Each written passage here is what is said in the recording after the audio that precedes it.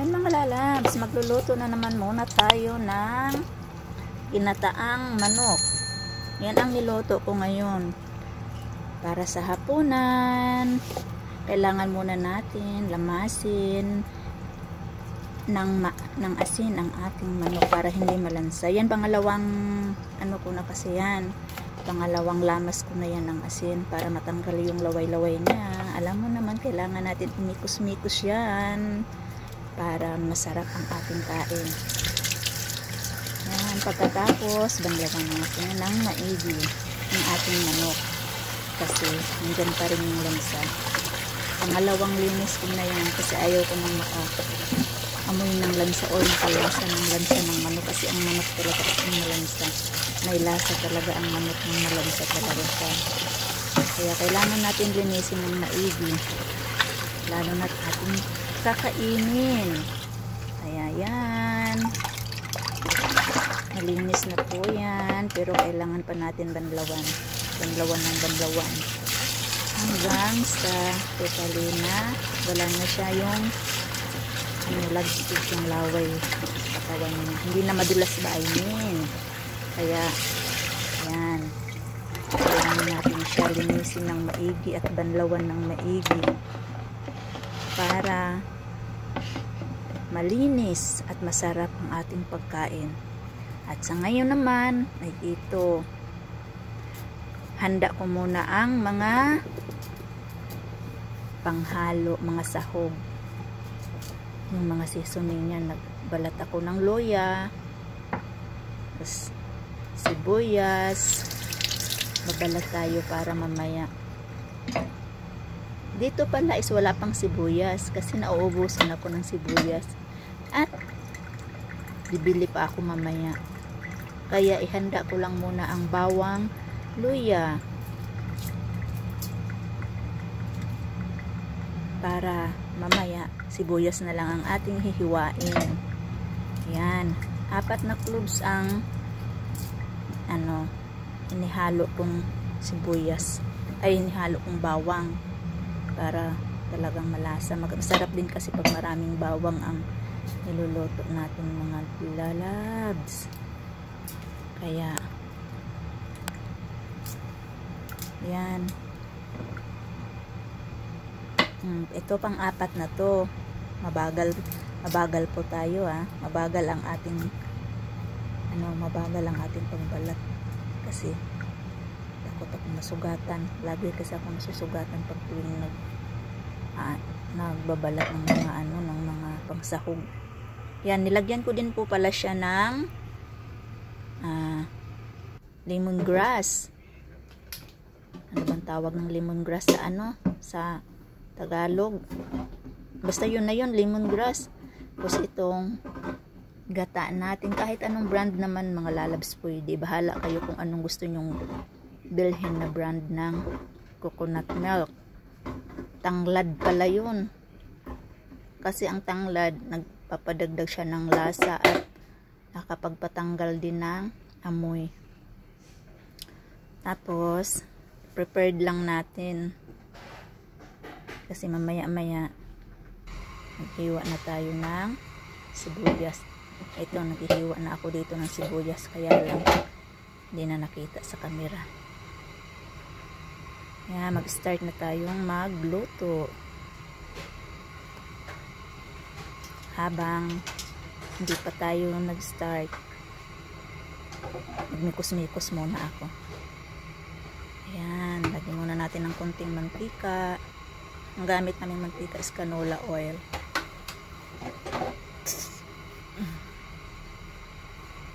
Ayan, ilagay na natin ang sibuyas. Unahin muna natin ang luya para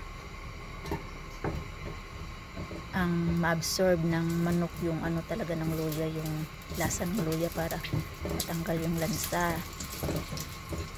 Isunod naman natin ang bawang. At ako ay nahihirapan kaya kinuha ko ang aking camera. Yan.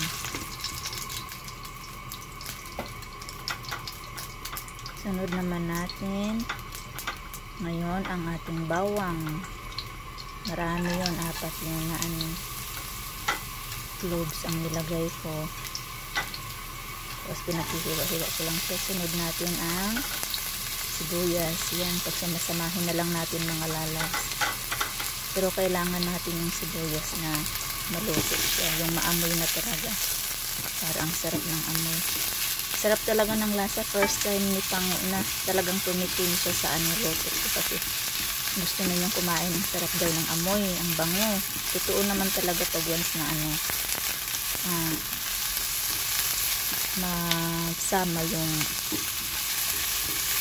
mga natin, season ay mga panakot natin. Ayan, kailangan lang natin ikot-ikutin. Parang pag-ibig lang. Kailangan natin ikot-ikutin. Ayan, yung mga pag-ibig ng iba dyan na laging umiikot, charot. Ayan, lagay na natin yung ating manok. Ayan. Kailangan natin ikot-ikutin pa rin para mahalo. Kailangan natin siya pagkalo-aloin para yung lasa ng mga panakot natin is absorb ng manok. Ayan. Ang sarap niyan pag naluto. Subukan nyo mga lalab. Ang sarap talaga, hindi biro.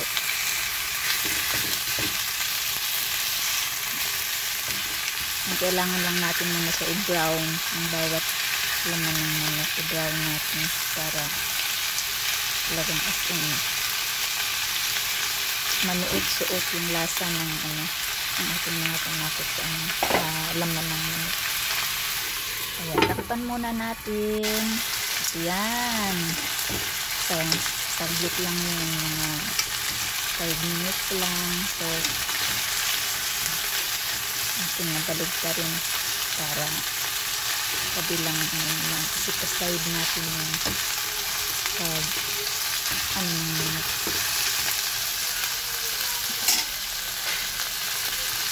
yan, habang tapos na tayo, lagyan ko ng white paper. Tapos lagyan ng white paper, mitos-mitos din natin mamaya. Parang pag-ibig ulit na kailangan mo siyang haluin, paikot-ikutin, paibigin. Yan. Lagyan sa black paper.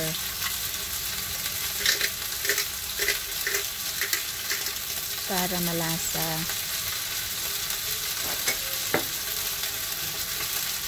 Yan, white paper ang una kong nilagay dyan. Kasi masarap ang lasa kasi pag once na nilagyan mo siya ng white paper, black paper. Nilagyan ko din pala yan ng oyster. Yan yung gata. Nilagay na natin yung gata.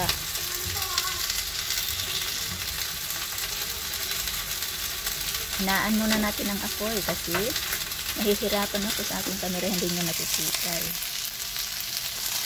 Yan. Yan, nilagyan ko din yan ng oyster. Hindi na nakita kanina sa camera. Kasi yun, lagay na natin yung ating gata. Yan, then ikot-ikutin natin ang ating pag-ibig mga lalabs. Yan. Lagay natin ang ating gata. Tapos hayaan natin siya na kumulo. Yan. Para mamaya umambot. Yan na siya. Umpisa na siyang kumulo. Timplahan natin ng kunting asin. Kunti lang. Kung naglagay po kayo ng oyster, kunting asin lang ang ilagay nyo. Kasi baka magiging maalat, hindi nyo mahirapan na kayong mag-adjust pag maalat na. Kaya kunting asin lang pag naglagay kayo ng oyster. Ito kasi sa akin, kunting oyster, kunting asin, tapos nilagyan ko din siya ng more. Yan, buksan naman natin ulit, set aside naman natin yung manok para talaga kasing yummy. Kaya habang ako ay nagluluto, ang aking alagang pango gusto nang matikman, gusto nang kumain. Sabi ko hindi pa luto at panghapunan natin to. Kasi first time kong nagluto ng iba-ibang mga putahe mga lalabs. Kasi ngayon medyo may oras ako, hindi katulad dati hectic yung schedule ng mga alaga ko. Kaya ngayon medyo may oras, nagluluto ako ng ibang putahe. Ayan, kumulo na siya.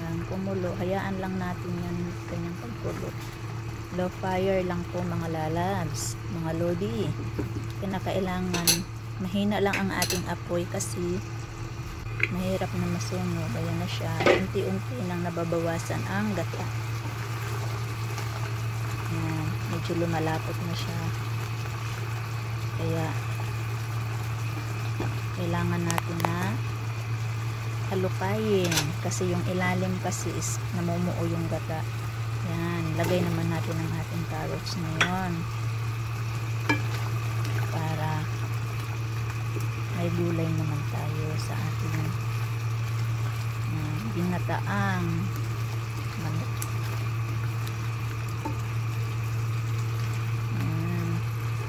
Sarap na sarap sa pango. Pinatikman ko na kay pango yan dyan. Sabi niya, sarap. Mamaya makikita nyo kung gaano kasarap pag once na naluto na yan ng lalabs. Sarap niya talaga. Subukan nyo. Yan, tinakpan natin at ngayon ayan na naman. Ayan na namang buksan. Kailangan nating madalas halukayin kasi nga ang ilalim yung gata is magaano na siya stick and magiging sticky na siya kasi kaya yung ilalim mag-stuck na siya doon. Kailangan natin na pusin-pusin ang bago.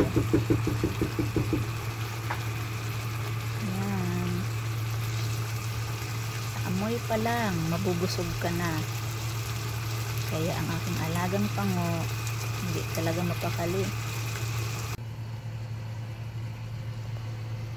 Yan, kailangan muna natin magharap sa camera para makita ni Lolo ang ating kagandahan. Charot! Ayan, luto na siya. Kunting timbot na lang at tapos na. Yan na.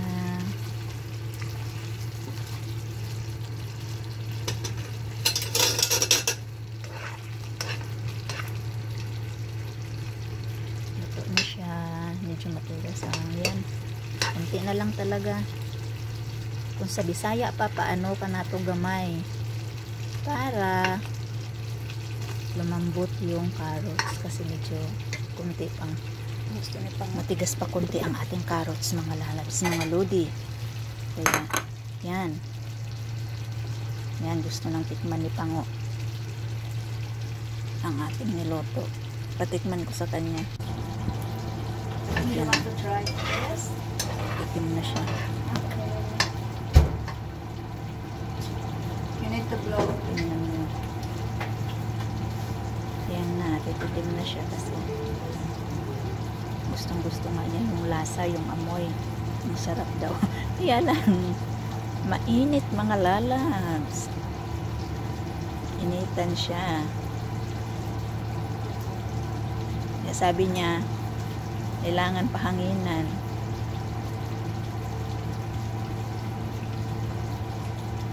Yan, pinahanginan niya, sabay niya tinikman niya. Ang sarap. Yan, sarap na sarap siya. Kaya tatay niya nakangiti, nakatingin sa aming dalawa. Sabi ko yun, punta ka sa lamesa at doon mo tapusin to. Tikim. Yan na. Luto na ang ating mahiwagang kawali. Ang ating nilutong manok na may gata. Yan lang, simpleng handa para sa hapunan mga lalabs. Bye-bye!